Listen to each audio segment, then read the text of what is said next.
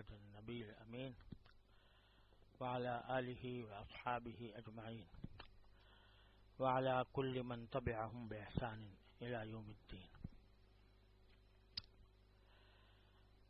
ایک صاحب نے حضرت حکیم الامہ قدس اللہ تعالی سرہ کو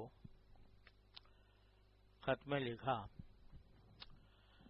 کہ تراویح میں قرآن شریف سنانے میں خشوع و خضوع نہیں ہوتا،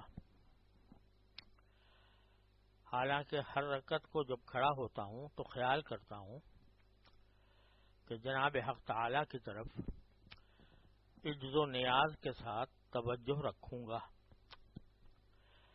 مگر جب قرآن شریف پڑھنا شروع کرتا ہوں تو اس حال میں ساری قرأت ختم ہو جاتی ہے کہ کہیں بھول نہ جاؤں۔ ہر وقت یہ دماغ میں خطرہ رہتا ہے اور رکوع و سجود میں بہت افسوس ہوتا ہے۔ حضرت والا دعا فرمائیں کہ میری یہ تمنا پوری ہو، اور اگر ان کو یہی منظور ہے تو اس میں خوش ہوں۔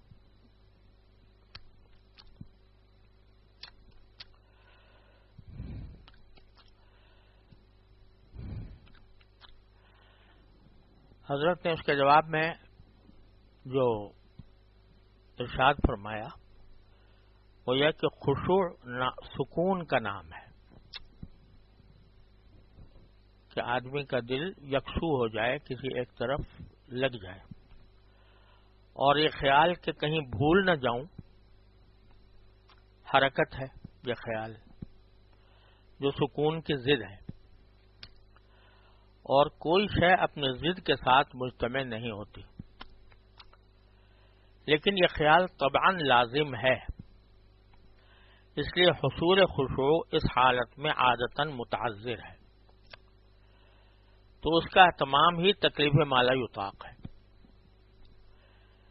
لیکن یہ خشوع نہ ہونا مضر اور قابل افسوس اس لیے نہیں کہ جو متصور ہے خشوع سے کہ غیر مقصود کی طرف توجہ نہ ہو وہ حاصل ہے، پس گویا خشوع اگر سے صورتاً نہیں مگر معنن حاصل ہے، کیونکہ یہ خیال تکمیل ہے طاعت کی، اور طاعت متصور ہے، پس یہ توجہ المقصود ہے۔ چنانچہ بعض احادیث فضل خشوع میں فرمایا گیا کہ لم يحدث فیہما نفسہ بشیء من الدنیا، اور بعض میں الا بخیر وارد ہے۔ اس کی توضیح رسالت تصرف اول کتاب الصلاح میں قابل مطالعہ ہے۔ ہاں طبعاً ناگواری یہ نظیر ہے استغفار عن الغین کی۔ پھر فرمایا کہ یہ تحقیق من جملہ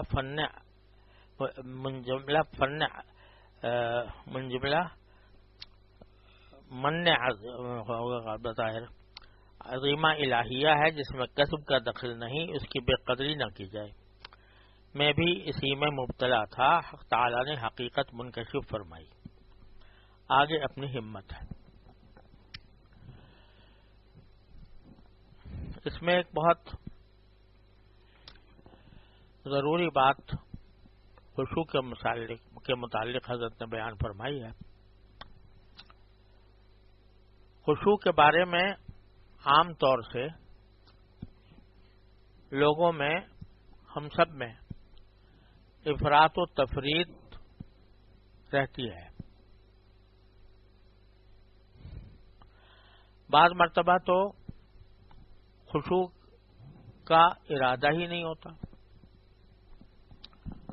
اور بس نمازیں پڑھی جا رہے ہیں اور ایک عادت ہو گئی ہے، اس عادت کے تحت نیت باندھ لی، اللہ اکبر کہہ دیا، اس کے بعد اس بات کی فکر نہیں کہ نماز میں جو توجہ الی اللہ ہونی چاہیے وہ موجود نہیں ہے تو نہیں صحیح، پڑھے جا رہے ہیں۔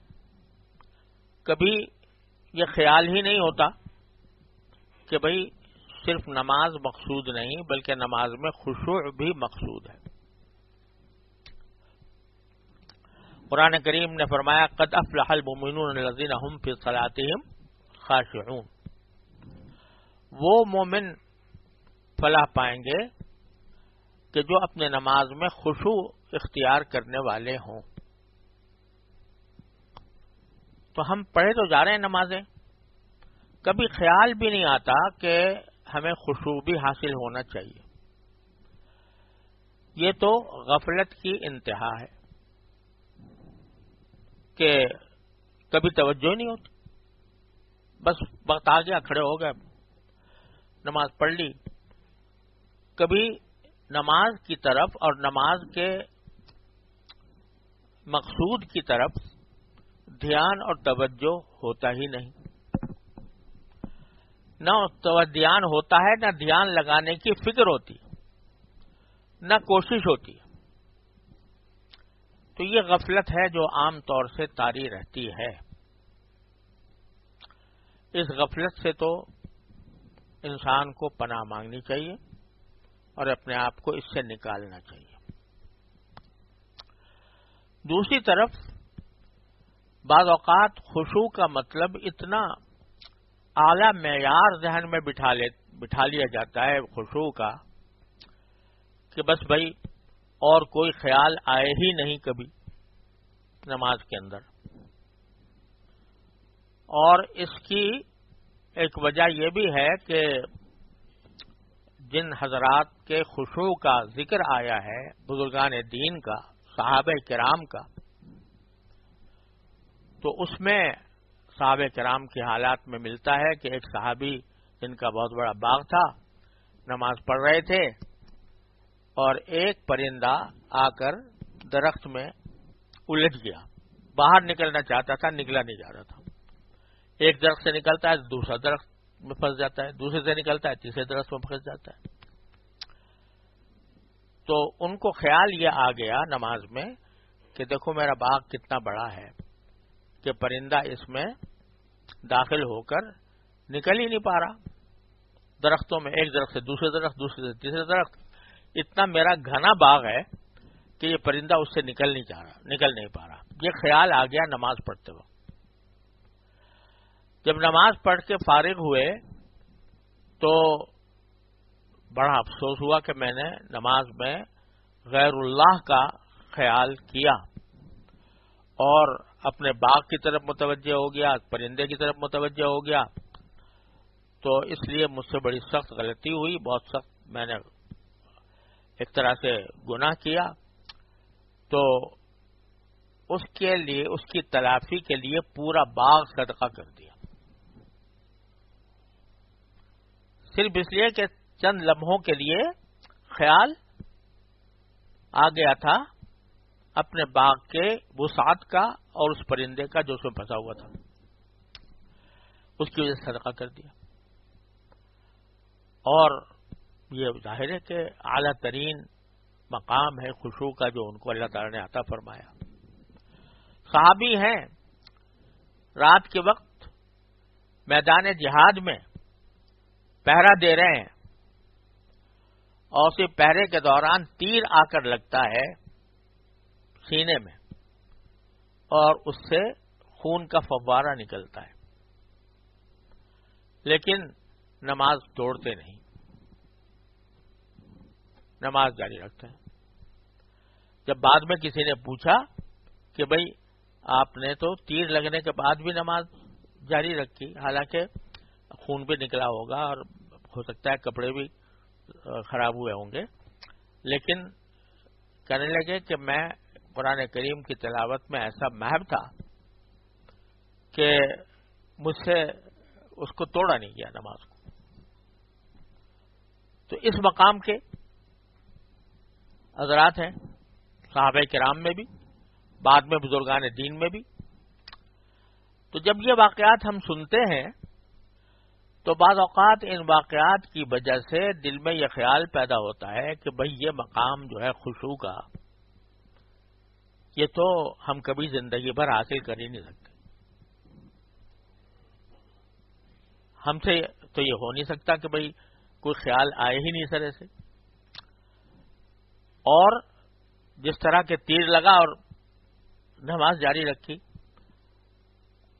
لیکن وہ کام تو ہم کر نہیں سکتے. تو لہذا خشوع تو ایک ایسی چیز ہے کہ جو ہمارے بس کی ہے ہی نہیں.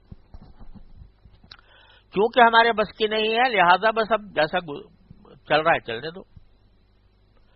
تو پھر خشوع کی طرف توجہ ہی نہیں ہوتی. تو یہ ایک غفلت کی انتہا ہے، اور اس غفلت کی وجہ خشوع کا مطلب نہ سمجھنا. خشوع سے کیا مقصود ہے، کیا مطلب ہے اس کا، وہ کس طرح حاصل ہوتا ہے. تو ذہن میں ایک وہ معیار بٹھا لیا جو اعلیٰ ترین معیار ہوتا ہے، اور جو صحابہ کرام کو اللہ نے عطا فرمایا تھا. تو یہ سمجھتے ہیں کہ بس وہ جب وہ معیار نہیں ہے تو بس خشوع بھی نہیں، جب خشوع نہیں تو بس اب جس طرح بھی پڑھ لو. یہ خیال انتہائی غلط ہے. خشوع کی کوشش کرنا اور کرتے رہنا فرض ہے. اور خشوع کے معنی کیا ہے؟ خشوع کے معنی یہ ہے کہ دو باتیں ہیں اس میں. ایک نماز کے دوران بندہ اللہ تبارک و تعالیٰ کے سامنے اپنی عاجزی کا اظہار کرے، اور حتی الامکان دھیان اللہ جل جلالہ کی طرف رہے، اور اپنے اختیار سے کوئی خیال دل میں نہ لائے، کوئی اور خیال دل میں نہ لائے اپنے اختیار سے.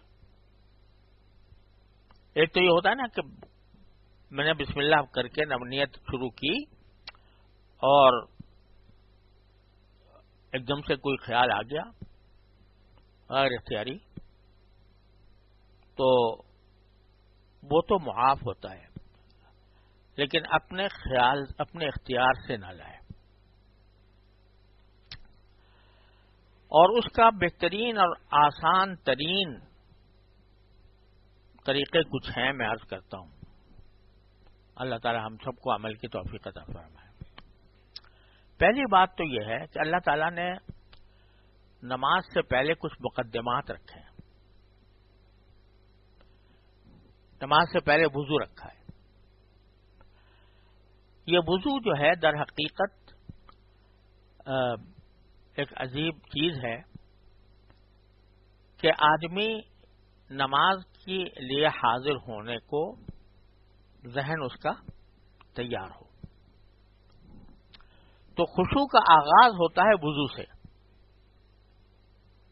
کہ وضو آدمی سنت کے مطابق صحیح طریقے سے کرے. پانی اس میں زیادہ نہ بہائے،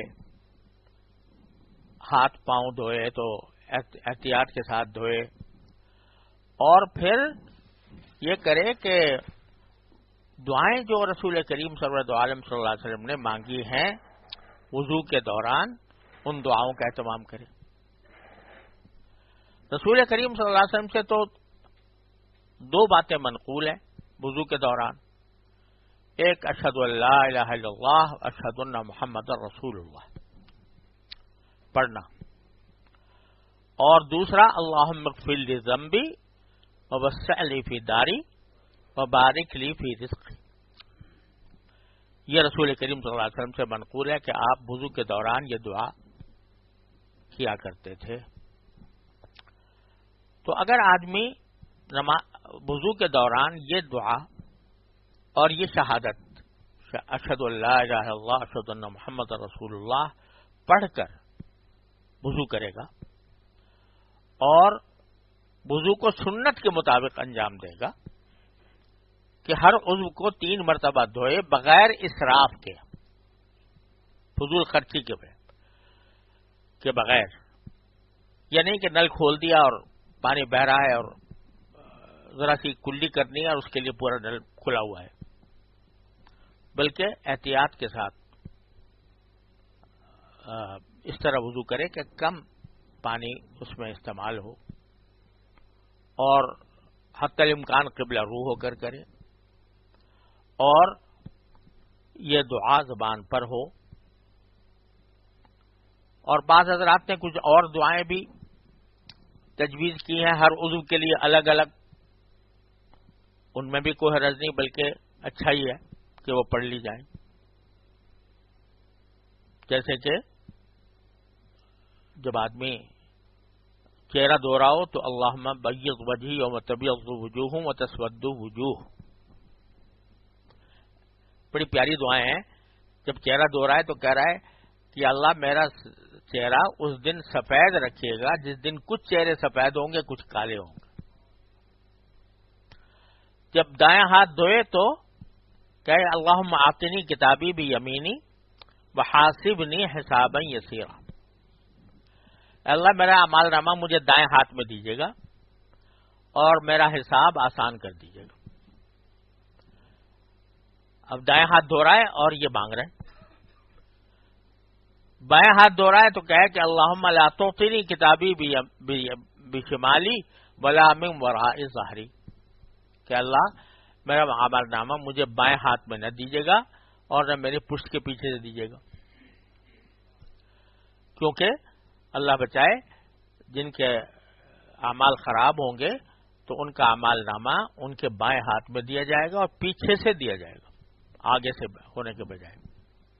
تو اللہ میرا اعمال نامہ مجھے بائیں ہاتھ میں نہ دیجیے گا، پیچھے سے بھی نہ دیجیے گا. سر کا مسح کر رہا ہے تو کہے اللہم اظلنی تحت ظل عرشک یوم لا ظل الا ظل عرشک، اے اللہ مجھے اس دن اپنے عرش کا سایہ عطا فرمائیے گا جس دن آپ کے عرش کے سائے کے علاوہ کوئی اور سایہ نہیں ہوگا. سر کا مسح کرتے ہوئے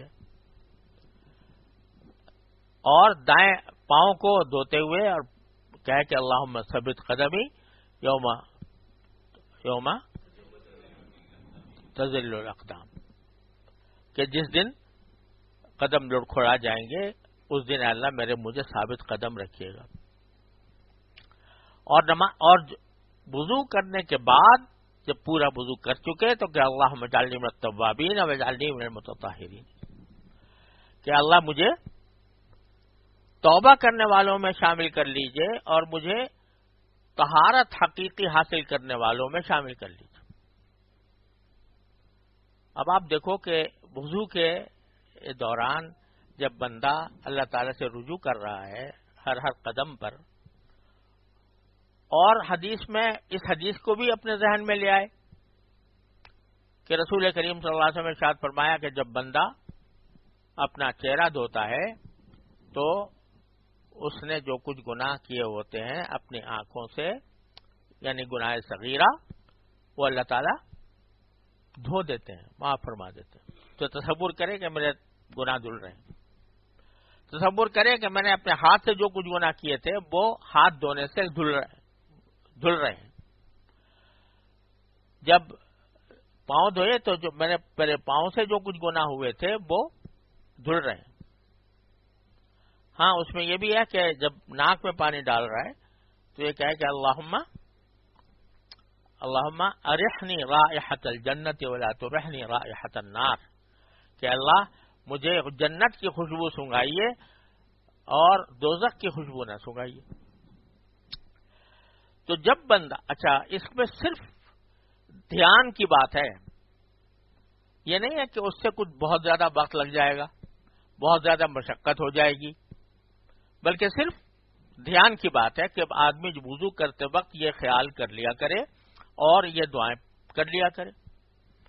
تو اللہ تبارک و تعالیٰ اپنے فضل و کرم سے امید ہے کہ وہ پھر آخر میں کہہ بھی رہا ہے کہ اللہم اجعلنی من التوابین واجعلنی من المتطہرین، کہ میرا ظاہر تو صاف ہو گیا، اس سے منہ صاف ہو گیا، ہاتھ صاف ہو گئے، پاؤں صاف ہو گئے، لیکن مجھے ایسا بنا دیجئے کہ توبہ کے ذریعے میرے سارے گناہ بھی صاف ہو جائیں اور حقیقی طہارت مجھے حاصل ہو جائے. صرف ظاہری اعضاء کی نہیں بلکہ باطن کی بھی طہارت حاصل ہو جائے. یہ اگر آپ کرسی آگے کر لیں تو اس کو بند کر لیں تو ذرا ٹھنڈک کچھ صحیح ہو جائے.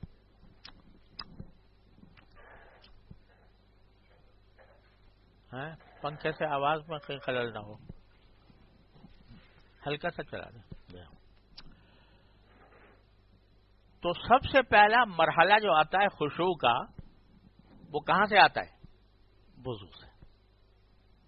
وضو کے اندر اگر آدمی سنت کے مطابق وضو کرے اور دھیان سے کرے تو پہلا درجہ اس کو خشوع کا حاصل ہو گیا. اب جب نہ مسجد کے لیے جا رہا ہے نماز پڑھنے کے لیے، یا خواتین گھر میں نماز پڑھ رہی ہیں، تو جاتے جاتے چلتے چلتے، یہ میں اپنی طرف سے کہہ رہا ہوں، چلتے چلتے اللہ تعالیٰ سے دعا مانگ لیا کریں کہ اللہ میں نماز پڑھنے جا رہا ہوں، مجھے اپنے فضل و کرم سے خشوع کے ساتھ پڑھنے کی توفیق عطا فرما. دعا مانگتے ہوئے جاؤ، بجائے ادھر ادھر کے مشاغل میں مشغول ہونے کے. یہ دعا مانگتے ہوئے جاؤ کہ یا اللہ میں نماز پڑھنے جا رہا ہوں یا جا رہی ہوں، تو مجھے اپنے فضل و کرم سے خشوع کے ساتھ نماز ادا کرنے کی توفیق عطا فرما.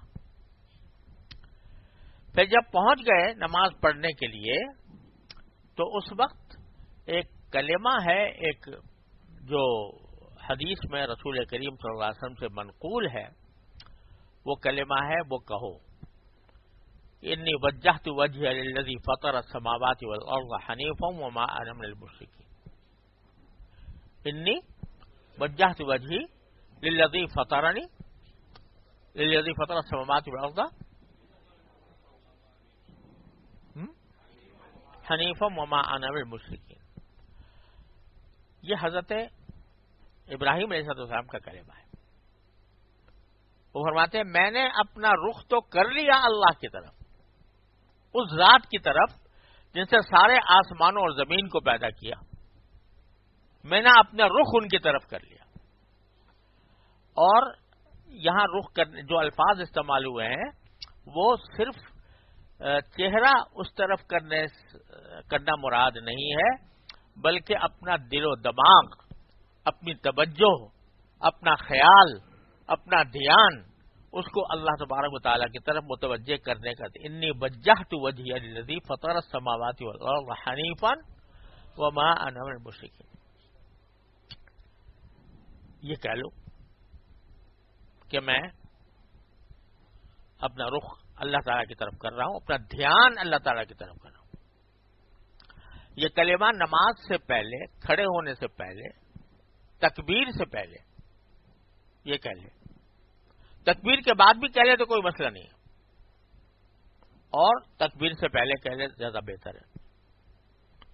تو ایک طرف دعا مانگی اللہ تعالیٰ سے کہ اللہ مجھے نماز میں خشوع عطا فرما.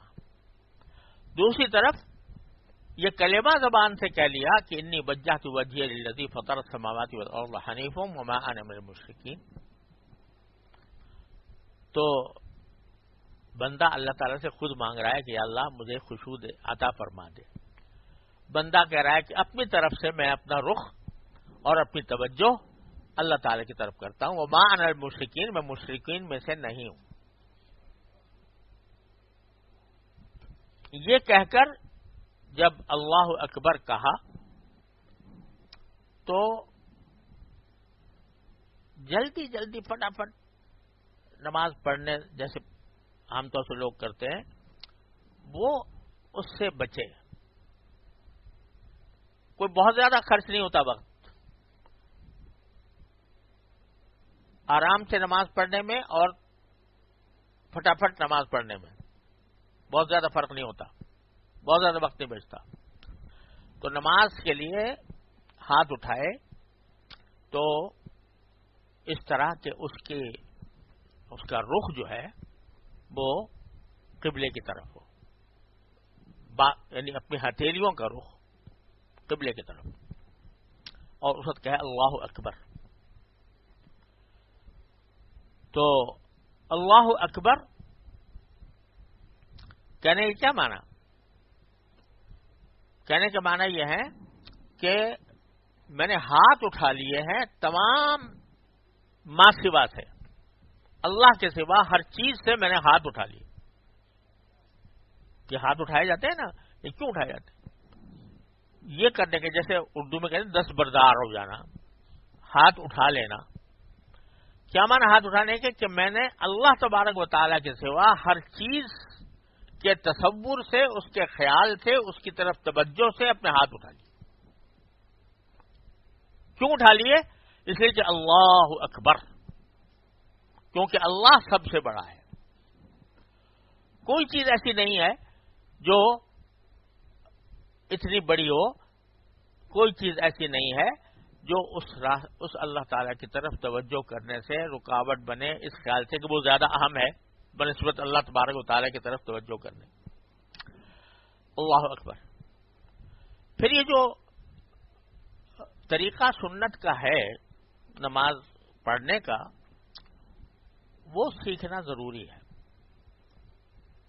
کہ آدمی جب کھڑا ہو تو یعنی ایسا نہ پڑے ڈھیلا ڈھالا کھڑا ہے، بلکہ اس کو پہلے ہاتھ صحیح جگہ پر باندھے اور نگاہ سجدے کی جگہ پر رہے۔ یہ بھی بڑی خشوع کے اندر بہت بڑا سبب، خشوع کو حاصل کرنے کا بہت بڑا ذریعہ وہ کیا ہے کہ آدمی جو ہے وہ اس کی نگاہ سجدے کی جگہ پر رہے۔ اگر سامنے دیکھ رہا ہوگا تو ہزار چیزیں سامنے نظر آئیں گی، وہ انسان کے خیالات کو منتشر کریں گی۔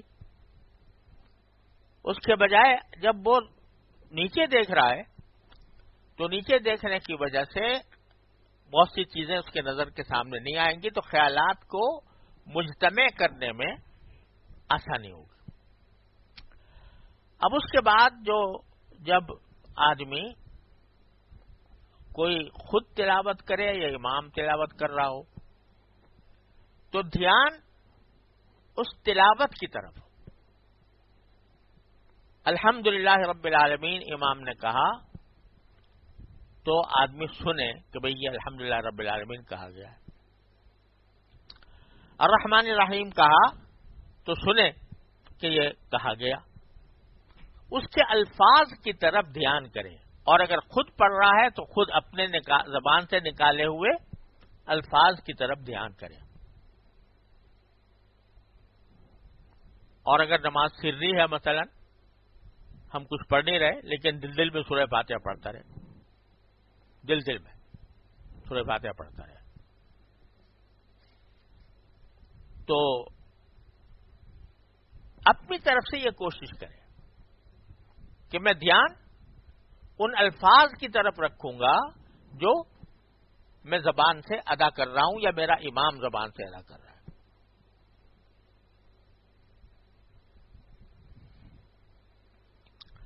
اس دھیان کے لیے ایک نسخہ تو میں یہ عرض کرتا ہوں کہ اب تک امکان کوشش کی جائے کہ ایسی صورتیں پڑھے آدمی جو پہلے سے رٹی ہوئی نہیں ہے۔ یہ جو ہر وقت نماز جب پڑھتے ہیں تو چند ہی صورتیں ہیں، قل اللہ احد، قل یا ایھا الکافرون ہیں، تو وہ بے ساختہ زبان پہ وہی چل پڑتی ہے، سمجھے نا؟ یہاں تک کہ اگر بعد میں سوچے بھی آدمی کہ میں نے پہلی رکعت میں کیا پڑھا تھا اور دوسرے میں کیا پڑھا تھا، تو شاید یاد بھی نہ رہے۔ کیوں؟ اسے کہ وہ آٹومیٹک مشین ہے جو وہی چلا رہی ہے جو زبان پر رٹا ہوا ہے۔ تو اتنا تو ایک ہر مسلمان کو چاہیے کہ جو چھوٹی صورتیں ہیں قرآن کریم کی، چھوٹی صورتیں جو ہیں وہ سمجھو کہ سورہ بینہ کے بعد، مثال کے طور پر اذا زلزلت الارض زلزالہا، سورہ عادیات، سورہ قارعہ، سورہ تکاثر، سورہ عصر، سورہ ہمزہ، سورہ فیل، سورہ لیلاف قریش، یہ ساری صورتیں یاد ہوں، اور وہ صورت پڑھے کہ جو خود بخود زبان پہ نہیں آ رہی، سمجھے نا؟ اب عادت پڑی ہوئی ہے قل یا ایھا الکافرون قل اللہ احد کی، تبت یدا قل اللہ احد کی، ہے نا؟ تو کیا پڑھو؟ اذا زلزلت الارض زلزالہا، القارعہ، الہاکم التکاثر مثلا، جو عام طور سے نہیں پڑھی جا رہی وہ پڑھو، تو کیا ہوگا کہ یہ جو بے ساختہ زبان پر کوئی صورت آ جاتی ہے وہ نہیں آئے گی، بلکہ وہ کچھ دھیان لگے گا. اذا زلزلت الارض زلزالها الی آخری. تو پہلی تدبیر، پہلا نسخہ یہ ہے کہ ایسی صورتیں پڑھی جائیں کہ جو پہلے سے رٹی ہوئی نہ ہو لیکن یاد ہو. اس میں اگر کچھ بھولنے کا بھی خطرہ ہو، جیسے کہ ابھی حضرت کا آپ نے ملفوظ سنا، تو وہ خطرہ آنے سے کوئی نقصان نہیں ہوگا. لیکن پڑھو ایسی صورتیں کہ جو عام طور سے نہیں پڑھتے. تو کیا ہوگا؟ پھر الفاظ کی طرف دھیان مرکوز ہوگا، الفاظ کی طرف دھیان جائے گا. دوسری بات میں یہ عرض کیا کرتا ہوں، اور اس کا تجربہ بھی ہے، کہ جب حدیث میں فرمایا گیا کہ جو اعلیٰ ترین مرتبہ ہے احسان کا، تو حضرت جبریل امین علیہ السلام نے پوچھا تھا رسول کریم صلی اللہ علیہ وسلم سے کہ احسان کیا ہوتا ہے؟ تو آپ نے فرمایا ان تعبد اللہ کأنک تراہ، اللہ کی عبادت اس طرح کرو جیسے کہ تم اللہ کو دیکھ رہے ہو. فإن لم تكن تراه فإنه يراك، اگر تم نہیں دیکھ رہے تو اللہ تعالیٰ تو دیکھ رہا ہے. تو مطلب ہے کہ اصل توجہ بنانی چاہیے کہ میں اللہ تعالیٰ کو دیکھ رہا ہوں، اس کی طرف توجہ بنائیں. اور اگر یہ نہیں بنتا تو کم از کم کہ اللہ تعالیٰ مجھے دیکھ رہا ہے. یہ جو رسول کریم سرورت عالم صلی اللہ علیہ وسلم نے جواب دیا حضرت جبریل امین علیہ السلام کو کہ اللہ کی عبادت اس طرح کرو جیسے کہ اسے دیکھ رہے ہو. اب ظاہر ہے کہ اللہ تعالیٰ کو ہم حقیقت میں تو نہیں دیکھ رہے، نہ ہمارے اندر دیکھنے کی طاقت ہے، لیکن اللہ تبارک و تعالیٰ کے اوپر دلالت کرنے والی اتنی چیزیں ہمارے سامنے ہوتی ہیں کہ اس کے پیچھے، ہر چیز کے پیچھے باری تعالیٰ کا جلوہ نظر آئے گا. زمین نظر آ رہی ہے، اس کے پیچھے اللہ تعالیٰ کا جلوہ ہے. آسمان نظر آ رہا ہے، اس کے پیچھے اللہ تعالیٰ کا جلوہ ہے. کوئی پھول نظر آ رہا ہے تو اس کے پیچھے اللہ تعالیٰ کا جلوہ ہے. تو جتنی کائنات کی چیزیں ہیں ان میں سے کوئی ایسی نہیں ہے کہ جس کے پیچھے اللہ تبارک و تعالیٰ کی تجلی نہ ہو، اللہ تبارک و تعالیٰ کا خیال نہ ہو. اس کے پیچھے، ہر چیز کے پیچھے کتاب رکھی ہے تو کتاب کو پیدا کرنے والا، اس کے کاغذ کو پیدا کرنے والا، اس کے لکھنے والے کو دماغ میں ڈالنے والا کون ہے؟ اللہ تعالیٰ ہے. میز رکھی ہے تو یہ میز کہاں سے آ گئی؟ اللہ تبارک و تعالیٰ. تو ہر چیز جو ہے نا وہ ضروری نہیں کہ آنکھ سے دیکھ کر ہی حاصل کی جائے. بہت سی باتیں ایسی ہوتی ہیں کہ آنکھ سے نظر نہیں آ رہی ہوتی ہیں، لیکن انسان کو ان کا اتنا یقین ہوتا ہے کہ گویا دیکھ رہا ہے. میں مثال دیا کرتا ہوں، جیسے اگر کوئی مسافر طیارہ جا رہا ہے اوپر، تو وہاں نہ اس پائلٹ نظر آ رہا ہے، نہ اس کے چلانے والے نظر آ رہے ہیں، نہ اس میں بیٹھے ہوئے لوگ نظر آ رہے ہیں، لیکن یقین ہے کہ ہیں اس میں کوئی پائلٹ ہے جو چلا رہا ہے. تو جہاز کو دیکھ کر جہاز کے اندر بیٹھنے والے، جہاز کو چلانے والے کا تصور آتا ہے. اسی طرح جب کائنات کی جو چیز بھی سامنے نظر آ رہی ہے تو اس کے خالق کا تصور آنا چاہیے. اور اگر آدمی اس طرح مشق کرے تو انشاءاللہ پہنچ جائے گا. یہ جو آپ نے فرمایا کہ بھئی احسان یہ ہوتا ہے کہ تم اس طرح عبادت کرو کہ جیسے کہ اس کو دیکھ رہے ہو، یہ اگر ناممکن ہوتا تو رسول کریم صلی اللہ علیہ وسلم یہ فرماتے کیوں؟ لا یکلف اللہ نفسا الا وسعها. اللہ تعالیٰ کسی کو بھی کسی ایسی چیز کا مکلف نہیں بناتا، پابند نہیں بناتا جو اس کے اختیار سے باہر ہو. اگر اختیار سے باہر ہوتا تو پھر یہ آپ فرماتے ہی کیوں؟ لہذا اختیار سے باہر نہیں ہے اگر انسان کوشش کرے. اس میں ایک مددگار ایک چیز ہو جاتی ہے، وہ دوسرا نسخہ ہے. مددگار یہ ہو جاتا ہے کہ تصور یہ کرے، ظاہر ہے کہ اصل تو بات یہ ہے کہ تصور جو زمین پہ کر رہا ہے، زمین کی طرف نگاہ پڑی ہوئی ہے تو زمین کے خالق کی طرف متوجہ ہو. لیکن شروع میں اگر اس جگہ تک پہنچنے کے لیے شروع میں آدمی اتنا تصور کر لے کہ میں کعبہ شریف کے سامنے کھڑا ہوں،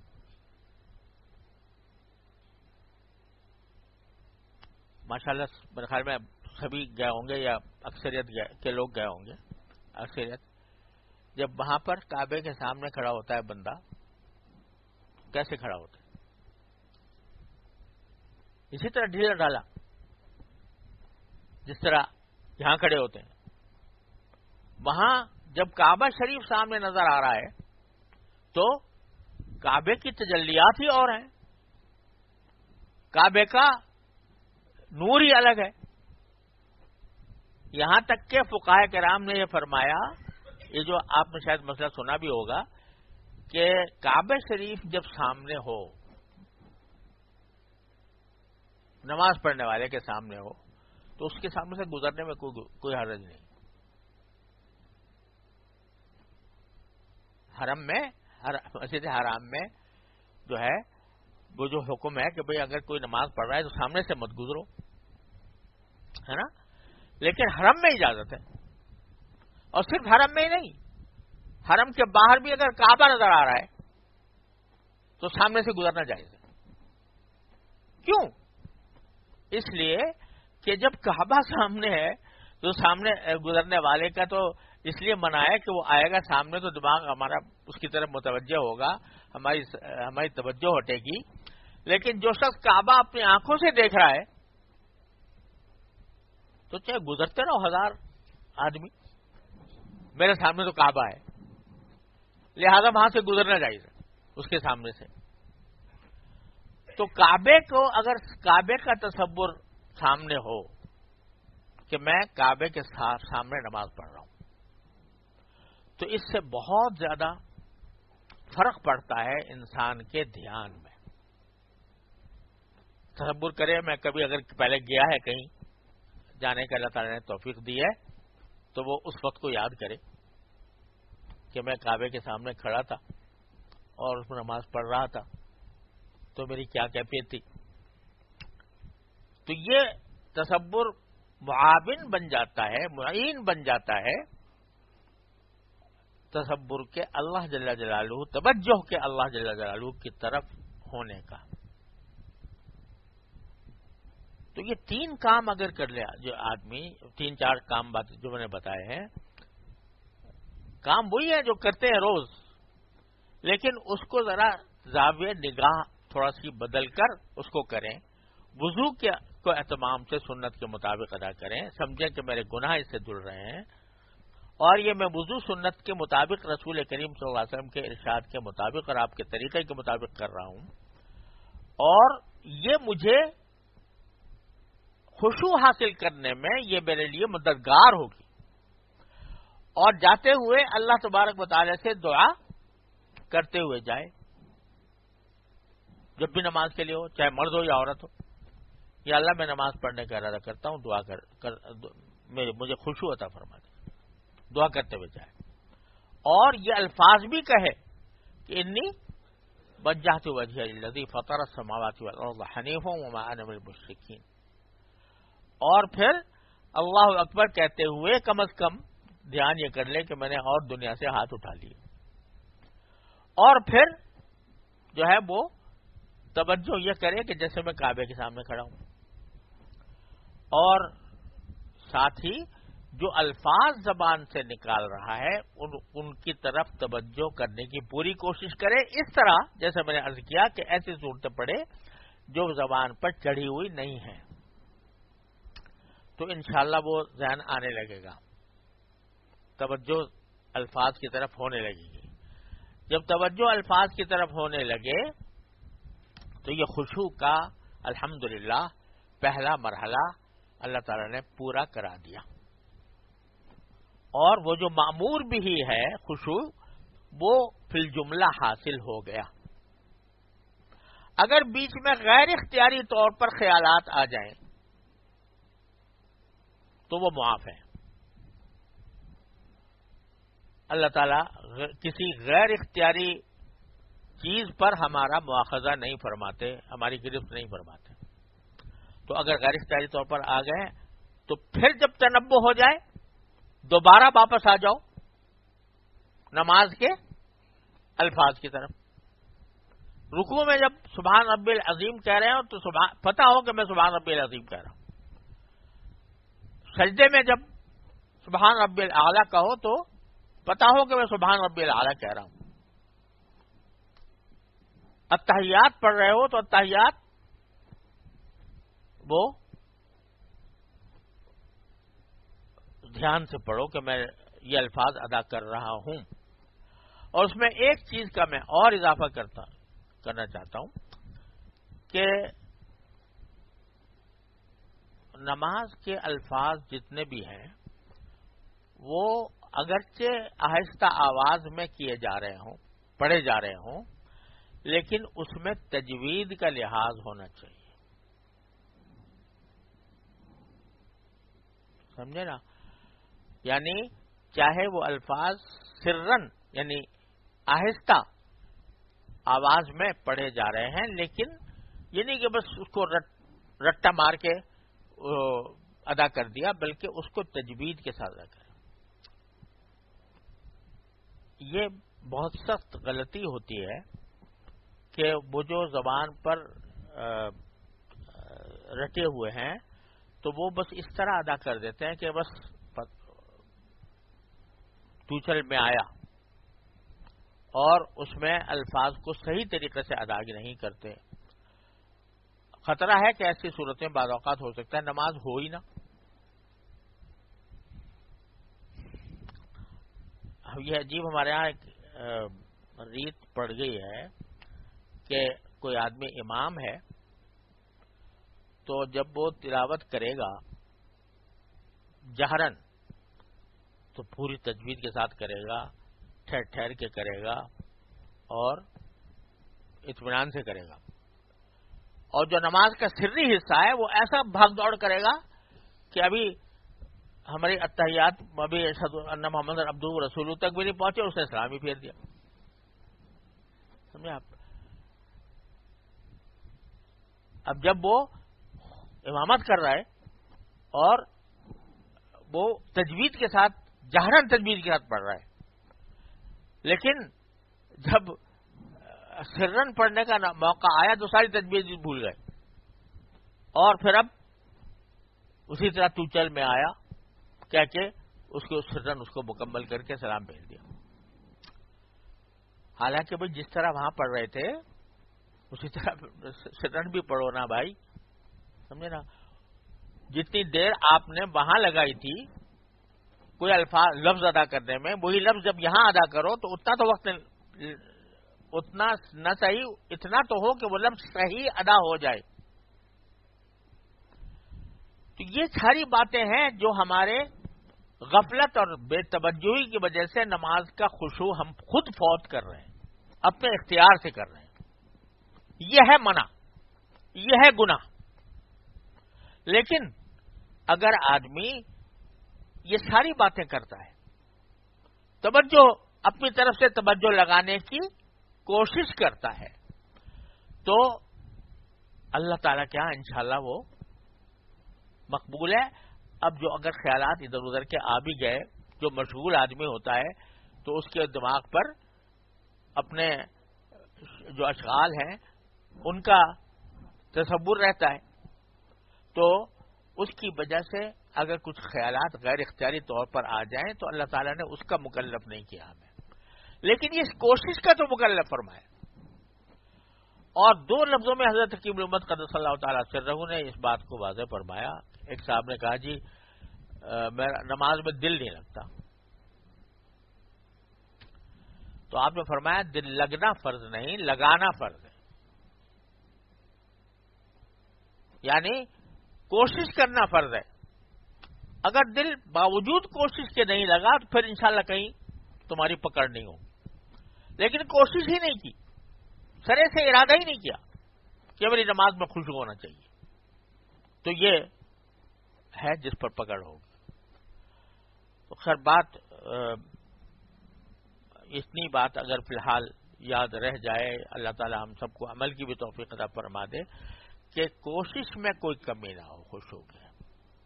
پھر معاملہ اللہ کیا ہے، اگر غیر اختیاری طور پر خیالات آ بھی رہے ہیں تو پھر آپ اس کی طرف یہ نہ سمجھیں کہ بھئی میری نماز نہیں ہوئی یا میں بالکل ہی محروم رہ گیا، تو اس لیے اپنی طرف سے کوشش کریں۔ آج کی اس مجلس کا حاصل وہ یہ ہے کہ خشوع کی کوشش ہر مسلمان کے ذمہ ضروری ہے، اور اس کے کچھ تھوڑے طریقے بھی میں نے آپ کی خدمت میں عرض کر دیے۔ اللہ تعالی ہم سب کو عمل کی توفیق عطا فرمائے۔ اس کی مزید تفصیل انشاءاللہ اللہ نے زندگی دی تو اگلے اتوار کو۔ وصلی اللہ تعالی علی خیر خلقی سیدنا محمد۔